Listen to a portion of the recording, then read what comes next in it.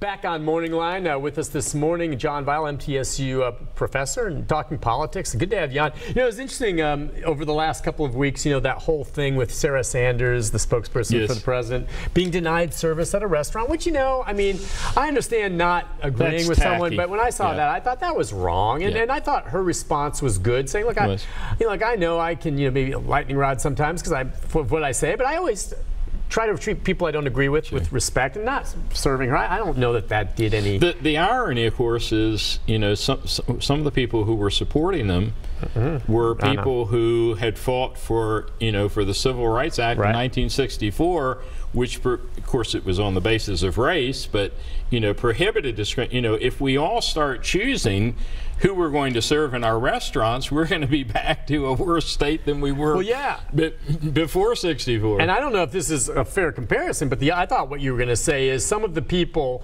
that were supporting the restaurant for denying Sarah Sanders were the very ones who were upset with that cake maker not making the cake for the same-sex couple. You can't have it both ways, folks. You can't. My take is, you know, you welcome everyone. You just get it done. You be a professional. And in fairness to the cake maker, he was perfectly willing to have gays come in his shop and buy the products. He just was unwilling, as a matter of artistic expression, to customize a cake that he would take to their wedding.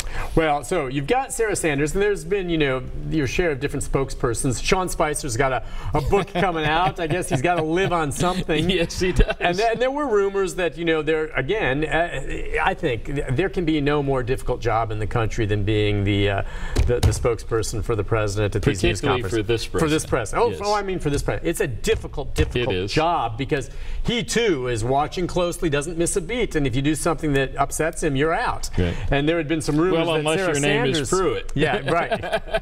Yeah, exactly. And he may be on the way out. Yeah, I don't understand that one. But, yeah, Sarah Sanders looks like she's going to stick around, but there were some rumors surfacing with the last week that maybe there was a rift growing there. I just don't know what the shelf life is for any of these spokespeople. You know, we saw what happened with Sean Spicer and some of the others. Well, I mean, the very first day, he's basically sent out to deny that the sky is blue. I know. How could he win? See, that's the thing. That's a hard job. Let's go to, I think we got Tony. Hi, Tony. Hey, good morning. Good morning, Tony. What's up, man?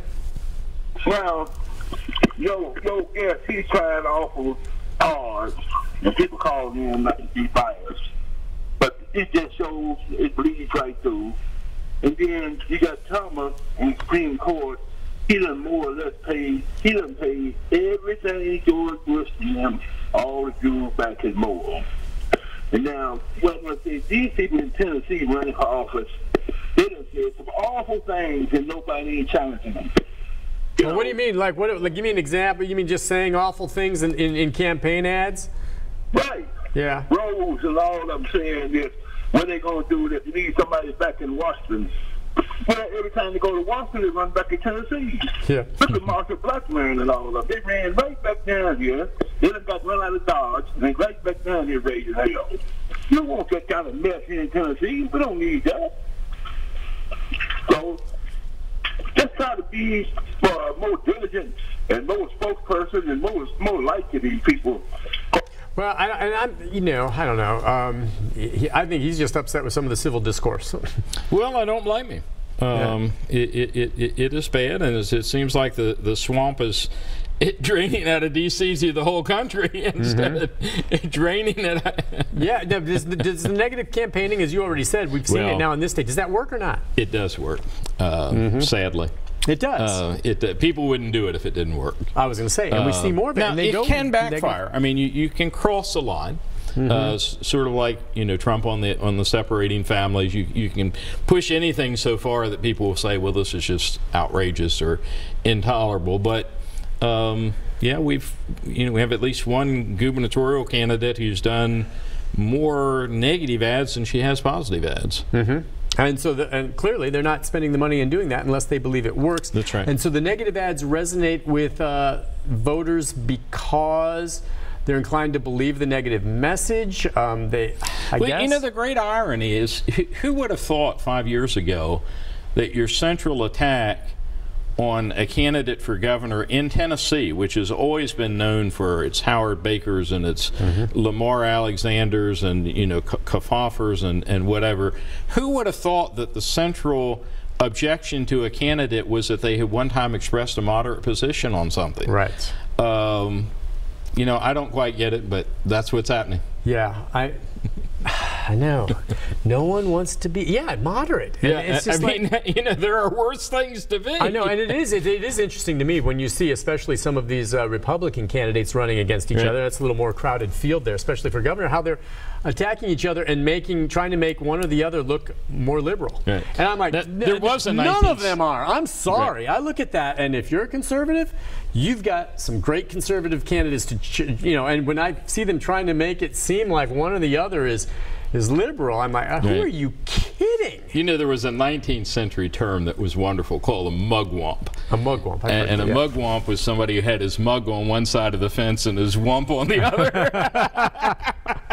Is that what we have here? It's almost like, you know, to be moderate today is to be accused of, you know, being two-faced or whatever. So there are some precedents even for this attack, but it still seems unusual. Now, do you think that's the governor's race here? Now, the Senate race here could really be important. The national parties are paying attention because this is up for grabs. There's not an incumbent running, obviously. Corker's stepping down. And this could go toward, you know, who controls the Senate. I mean, and the Tennessee is very important and for both sides. It seems fairly evenly matched. Yeah. You know, clearly the president is on the side of the Republican candidate. On the other hand, Bredesen, if I recall, carried almost maybe every county in Tennessee in his last run for governor. You know, had a record. I don't mean this negatively, but had a record as a moderate, and you know, he during his term, one of the things that he did was cut back the state's whatever it was saying, 10-care, and you know, our equivalent to Medicaid. From the rolls there. And you know, that raised the ire of many liberals, but you know, he thought that it needed to be done for fiscal reasons. Right. So, you know, I think of the Democrats in the state, he certainly has as good a chance as any of being able to capture the that seat. campaign, you think, has been a little more quiet? I mean, I've seen it has been quieter, especially Marsha Blackburn. Not as much. Right. She's kept more quiet right now, and probably just waiting, you know, for Well, and a lot of Bredesens have been sort of preemptive. It's like, you know, sometimes I'm going to vote, you know, if Trump is for Tennessee, then I'm going to vote for Trump, but sometimes he's not, and I'm going to vote with Tennessee. You know, one of the things about Bredesen, if he is elected, he's not likely to continue much beyond a term or two, just given his age. Okay. And, you know, if we had Alexander is also, you know, getting fairly long in the tooth. Right. We might have among the eldest delegations to the U.S. Senate if they were both which means there'll be a turnover down the road on both of those. Right. It was sometime within the next 8 years. It does. 8 to 12 years. All right, you know, we're just the day after the 4th of July. I just wanted to talk a little bit real quick as we wrap things up about Independence Day. And, yeah, and 4th of July to me is always special. I mean, you think about just what a great country this is. You know, we talk about all these problems and politics, but still, this country runs itself. It goes, no matter who's in office, one way or the other, we just keep churning along, and it's a great, great country. Just your thoughts. You know, I know you have the book going, and I worry sometimes that people sometimes forget about Independence Day and just what it really, like a lot of these holidays, is all about. It's more than fireworks. You know, as much as any document in American history, the Declaration of Independence, which, you know, was approved on July 4th, is the American creed. You know, I mean, I still get goosebumps. You know, all men are created equal. They're entitled, you know, to the God-given rights of life, liberty, and the pursuit of happiness. I mean, that's what we're about.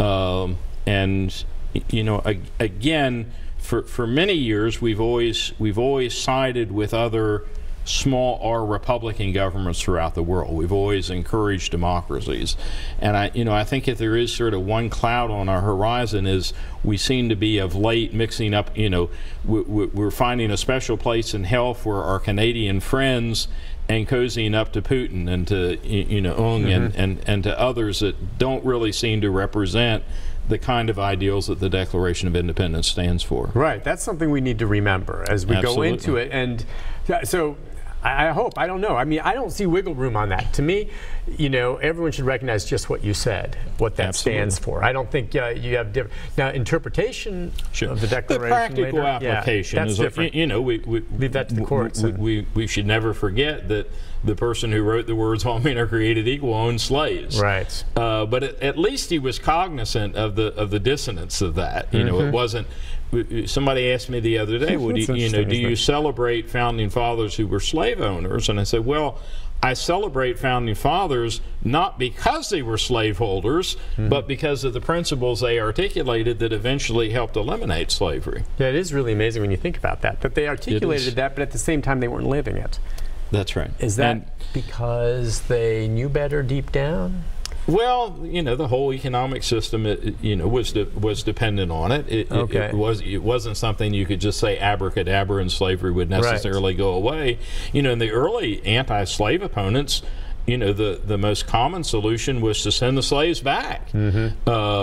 So, you know, we've come a long way since then. Professor Weil, as always, a pleasure. Thank you for coming on. You're and welcome. I really appreciate it the day after the 4th of July. Not as many calls, but I think a lot of people sleeping in after that. I don't blame them. And others had the day off. So, absolutely. Listen, take care of yourself. We'll see you again soon, all right? Okay. I'll be right back with a programming note right after this, everyone. Stay with me.